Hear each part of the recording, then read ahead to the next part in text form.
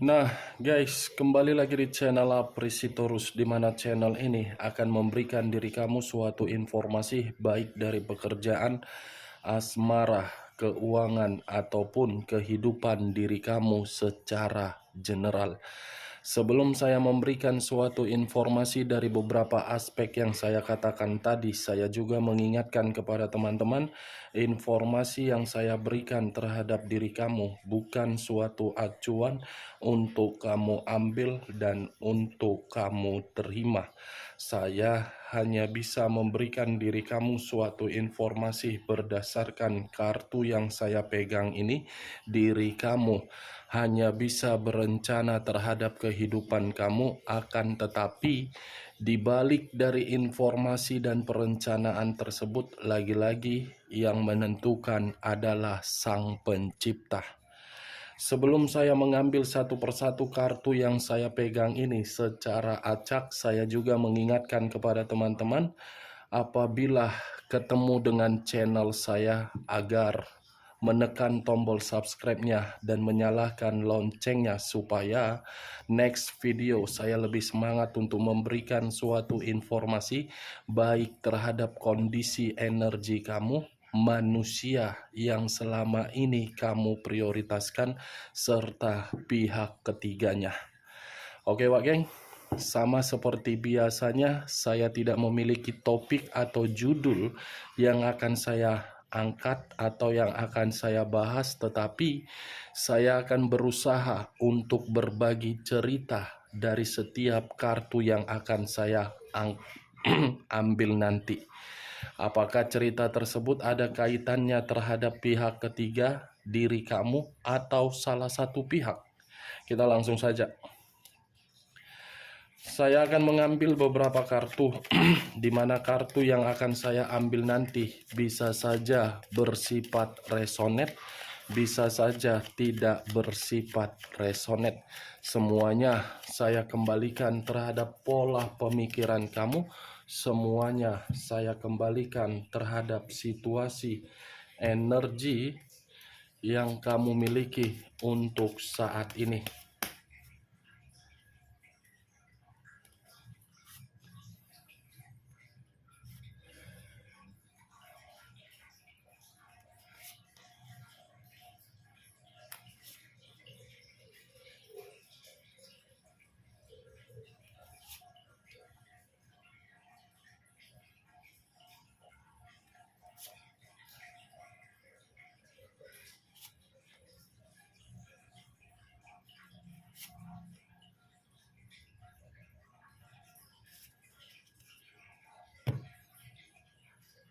Nah, guys, di depan saya ini sudah ada beberapa kartu yang sudah saya ambil secara acak satu persatu dari tumpukan kartu yang saya pegang tadi.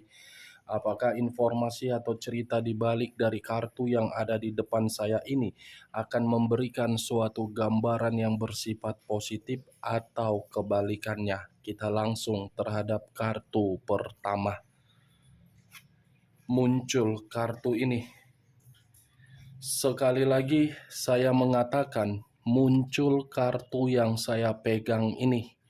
Di mana kemunculan kartu yang saya pegang ini seperti memberikan suatu isyarat dan berbicara terhadap kondisi satu energi, yang dimana kondisi energi tersebut untuk saat ini saya melihat dan saya merasakan sepertinya ada satu bentuk pergerakan, yang dimana bentuk pergerakan ini seperti menempatkan diri sendiri di dalam satu lubang. Lubang yang saya kategorikan sebagai duka. Tetapi duka itu mengarah terhadap situasi perasaan.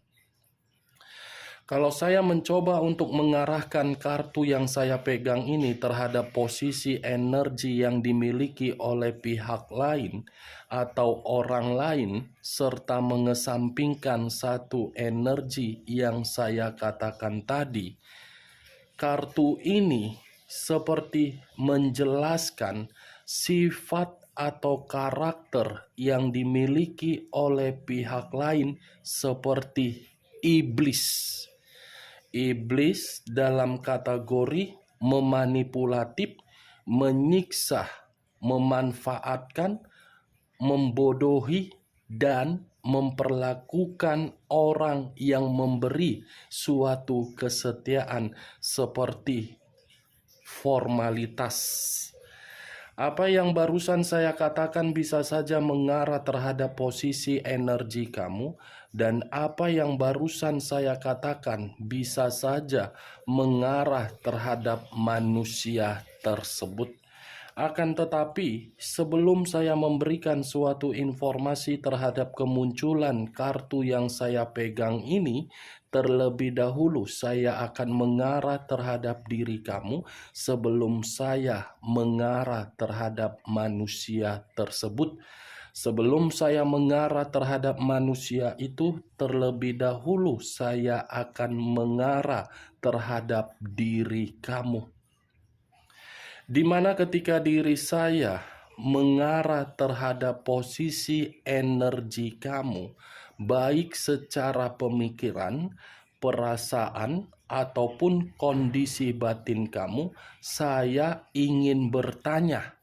Hanya sekedar ingin bertanya, tidak menyudutkan dan tidak menyalahkan. Bagaimana posisi kamu untuk saat ini? Yang dimana ketika saya mengatakan posisi, apakah posisi kamu tersebut membuat diri kamu merasa tenang atau tidak tenang? Cukup kamu yang menjawab. Tanpa kamu memberikan suatu jawaban atau respon, kartu yang saya pegang ini seperti memberikan suatu pembuktian posisi kamu itu seperti orang yang tidak dianggap, terutama di dalam komitmen kamu. Mungkin perkataan saya ini kamu lebih memahami maksud dan tujuan saya tadi. Posisi kamu untuk saat ini bagaimana? Apakah memiliki makna dan arti dari orang yang kamu perjuangkan atau tidak? Itu saja, Wak Geng. Kalau memang diri kamu memiliki arti dan makna terhadap orang yang kamu prioritaskan, kartu yang saya pegang ini adalah kartu iblis. Tidak akan mungkin kartu pertama yang keluar kartu iblis yang berbicara kamu itu tidak ada untuk dihargai. Kamu salah menempatkan perasaan. Kamu salah menggantungkan perasaan kamu terhadap orang yang kamu prioritaskan. Kamu salah memberikan nafsu terhadap orang yang kamu prioritaskan. Kamu salah memberikan situasi keberuntungan kamu terhadap orang yang kamu prioritaskan. Kamu salah memikirkan orang yang kamu prioritaskan. Orang yang kamu prioritaskan bertolak belakang dengan pemikiran kamu. Kalau pemikiran dia sinkron dengan diri kamu, coba lihat siapa di samping kamu. Manusia itu atau bayangan diri kamu penuh dengan kesedihan. Posisi kamu sama saja tidak ada berarti bagi manusia itu. Manusia itu telah menyalahgunakan posisi kamu. Manusia itu hanya menganggap diri kamu dari apa yang kamu miliki. Manusia itu hanya melihat kecantikan kamu, keindahan tubuh kamu, ketampanan wajah kamu, serta kestabilan diri kamu. Kalau dia tidak melihat sesuatu hal yang bernilai tinggi dari diri kamu, mungkin dia tidak mau bersama dengan diri kamu. Ketika manusia itu sudah memperoleh sesuatu hal dari apa yang kamu miliki, terutama secara nafsu, sudah terlampiaskan yang diberikan manusia itu terhadap diri kamu, dia pergi meninggalkan diri kamu. Nafsu yang saya kategorikan ini bisa saja secara fisik, bisa saja secara materi, bisa saja sisi keberuntungan. Enak ya manusia tersebut ketika tidak bertemu terhadap diri kamu, kehidupan dia tidak bisa dibangga-banggakan. Tetapi ketika bersama dengan diri kamu, kehidupan dia bisa dibangga-banggakan. Tetapi tidak menyadari, ibarat orang yang tidak memiliki otak, hanya menganggap diri kamu secara fisik. Ini dia, the devil. Kalaupun manusia itu menganggap diri kamu secara perasaan, mungkin di belakang kamu ada lagi orang lain. Karena manusia itu hobinya hanya untuk kenikmatan. Kalau memang manusia itu tidak hobinya kenikmatan, kartu ini yang muncul. Iblis. Nih dia geng. Tetapi kali ini saya tidak ingin membahas bagaimana posisi pergerakan kamu. Karena diri kamu sudah paham kondisi diri kamu untuk kamu terima. Saya ingin membahas bagaimana pergerakan energi manusia tersebut di dalam kartu yang saya pegang ini ketika saya mengatakan kata the devil. Apa yang terjadi setelah kartu ini saya angkat? Muncul kartu the lovers. Muncul kartu the lovers. Sekali lagi saya mengatakan muncul kartu the lovers, di mana kemunculan kartu the lovers ini kartu yang berunsurkan udara, berlambangkan 3 zodiak: Aquarius, Gemini, dan Libra. Kalau saya mencoba untuk mengesampingkan ketiga zodiak yang saya katakan, the lovers, pihak ketiga yang membuat manusia itu berubah secara tiba-tiba. The lovers yang hadir dengan sengaja untuk membuat manusia tersebut menghilangkan kebahagiaan di atas komitmen yang pernah dijalankan. The lovers, suatu komitmen yang pernah dijalankan tetapi keharmonisan hanya bersifat sementara.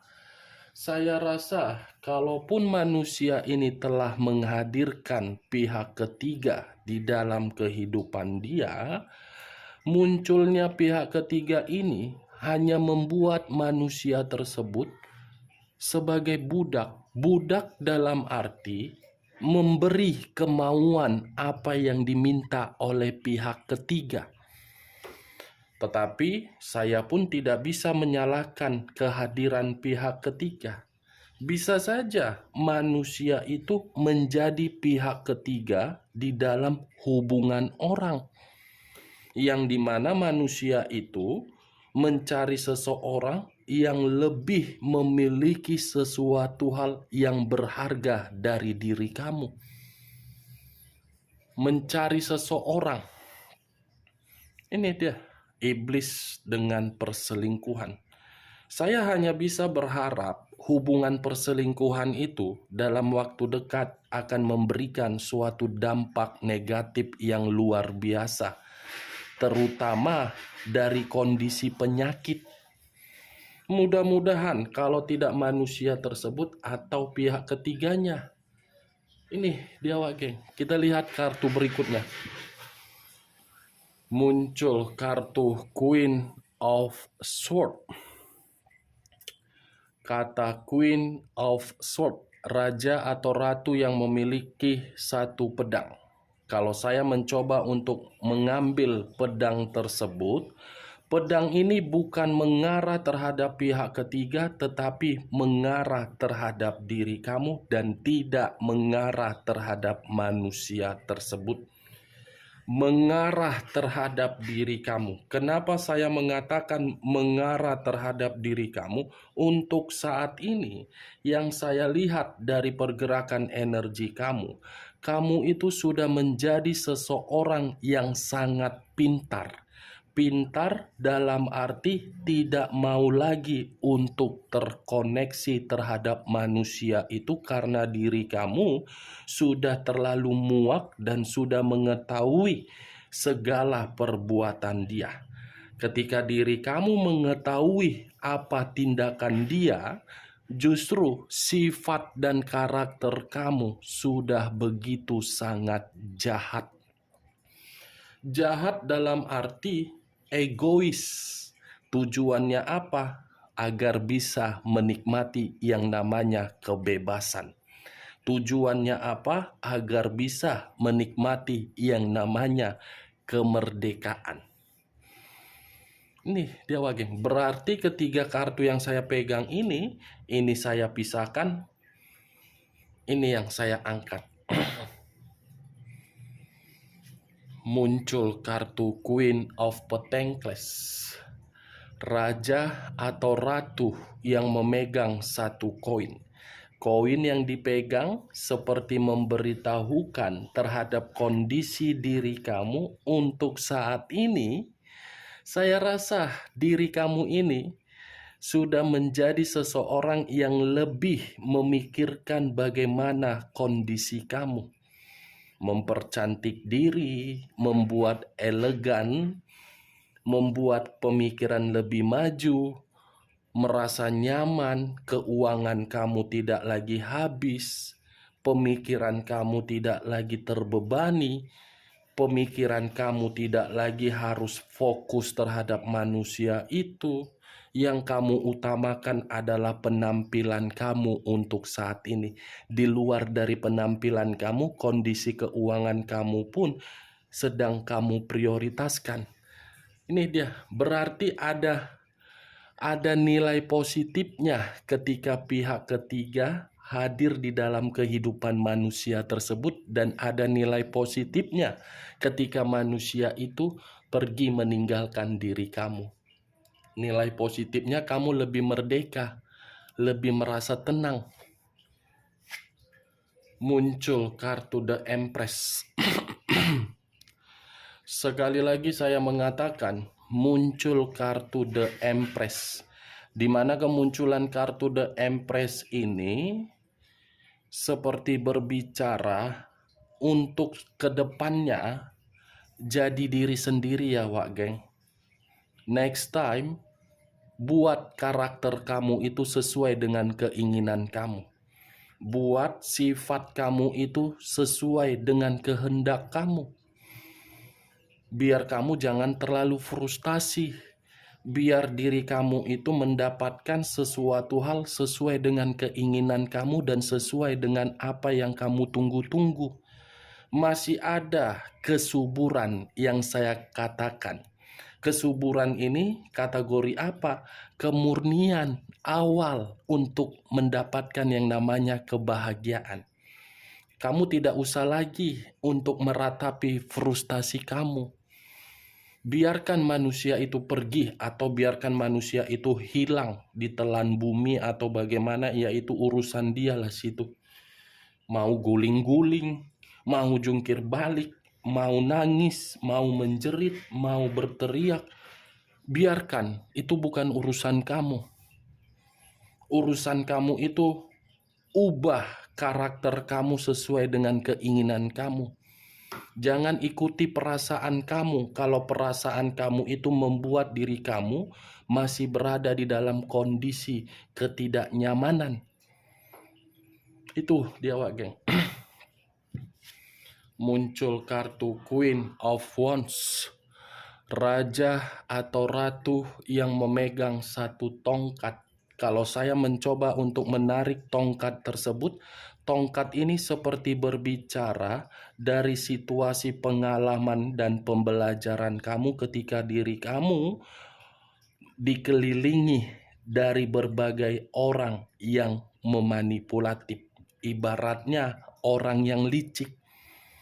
Pengalaman tersebutlah yang menjadikan karakter kamu seperti iblis. Pengalaman tersebutlah membuat diri kamu sudah tidak lagi memberikan kepercayaan terhadap berbagai pihak. Pengalaman kamu itulah yang membuat diri kamu lebih fokus dengan penampilan kamu dan keindahan pemikiran kamu. Ini dia.